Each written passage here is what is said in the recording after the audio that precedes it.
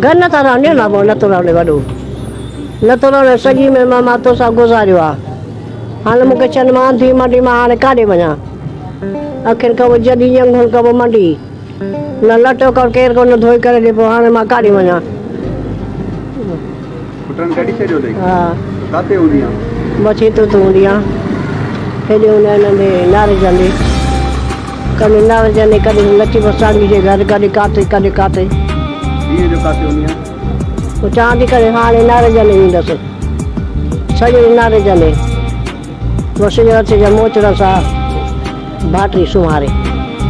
इतने से रात मारे पे धक्कायूं फिर ट्रक ले कर रात मानी खाई सोचा लती सही मानी न पे मैंने भूखा थे और ट्रक जमा भरी मोटे टिक पर जा तिरकड़ी तस्करी भी पावा मौसी हूँ तेरी जगह पे बैठा हो दबो रे पटे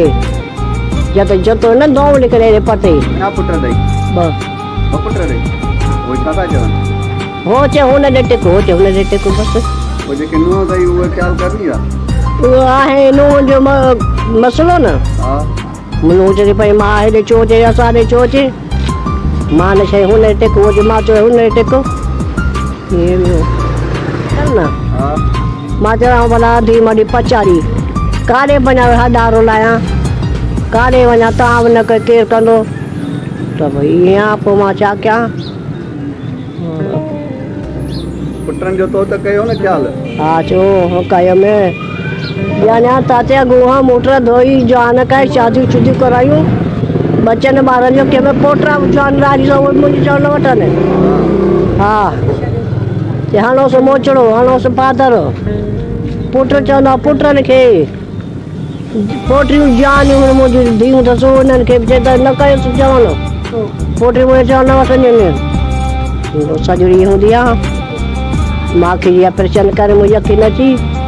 उस ते वेही तव्हां अंदरि डॿा चाटी मां उस ते वेठी आहियां पोइ छा आईसि चमो त मां वो त मां कमी समाऊं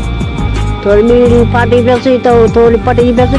सॼे मुल्क में फचड़ी कयूं छो जो पुट खे मारे गेले हाणे मां खे हाली नथी सघां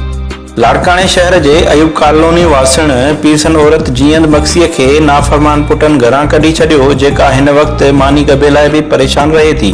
बुढ़ड़ी औरत जो चवणु आहे त मीर खान ऐं हाजी बक्सी ॿई पुट आहिनि पर मुंहिंजी पछाड़ी पुटनि मथां बार थी पई एतिरे ताईं जो संदन ज़ालूं उन्हनि जे अॻियां मार कुट कंदियूं हुयूं पर हू ख़ामोश बीठा हुआ जंहिं करे अहिड़ी ज़िंदगीअ खां मौत बहितर आहे सवाल उन ॻाल्हि जो आहे त जीअंद बक्सी समेत केतिरियूं ई अहिड़ियूं अमड़ियूं हूंदियूं जिन खे संदन नाफरमान औलाद घरां कढी दरबदर करे थी।